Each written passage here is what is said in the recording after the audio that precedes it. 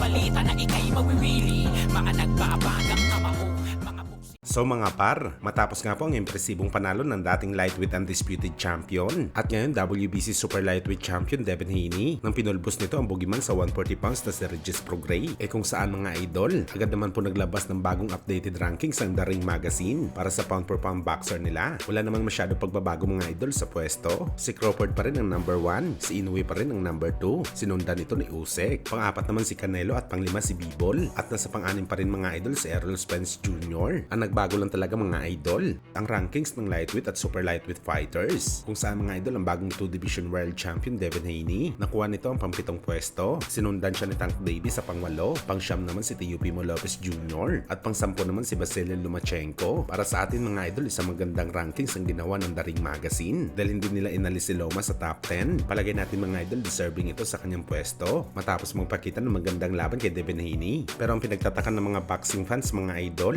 bakit wala si Shakur Stevenson sa rankings? Gayon pa man kung record ang pag-uusapan, mas solid ang nagawa ni Shakur kaysa kay Teofimo, Devin Haney at Tank Davis. Dahil nga isa na itong 3-division world champion, malamang siguro mga idol pinagbasihan ng The Ring Magazine ang ginawa nila sa rankings sa performance ng bawat fighter, lalo na sa panalo nila kung impressive ba o hindi. At alam naman natin mga idol na gumawa po ng history si Stevenson bilang pinakakunting binato na suntok sa isang buong laban at pinaantok nito ang mga live audience sa bakbakan. Kaya isang napakalaking sampal to mga idol para kay Shakur na self-proclaim na best boxer, pero hindi naman kasama ang kanyang pangalan sa best of the best boxer sa buong mundo.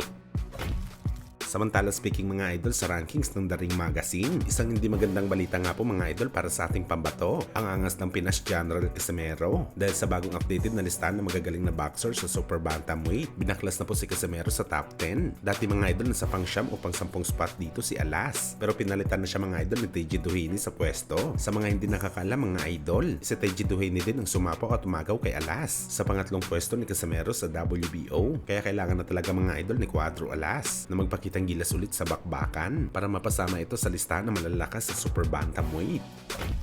Sa kabilang banda naman mga idol, matapos nga po magpakita ang ating kababayan na si Mike Magnifico Magsayo ng malahalimaw na lakas sa laban nito kay Isaac Abilar nang pinatulog niya ang Meksikano at pinasakay sa stretcher habang lumalabas sa ibabaw ng boxing ring, kung saan mga idol maraming mga Pinoy boxing fans ang nagsuggest na kung pwede ba daw ikasa ang future fight ni Magsayo kalaban ng tinaguriang Japanese monster Naoya Inoue sa catchweight sa pagitan ng featherweight o junior lightweight. Napakagandang laban daw kasi ito mga idol. Bakbakan ito ng malalakas na boxer. May nagbigay ng opinion din mga idol na sakali mangyari talaga ang laban, may kalalagyan talaga si Inoue kay Magsayo, pero meron naman nagsabi mga idol na logi daw ang Pinoy sa Hapones dahil kapos ito palagi sa hininga sa laban. Well, sa ngayon mga idol medyo malabo pa mangyari ang laban dahil nasa super bantamweight pa lang si Inoue, pero kapag umakyat ito sa featherweight, malaki talaga ang tsansa na makalaban nito si Magsayo at sakali mag-cross talaga ang kanilang landas sa bakbakan, malamang mga idol makakatapat talaga ni Inoue ang pinaka-powerful na boxer, nakakalabanan niya sa kanyang buong professional boxing career.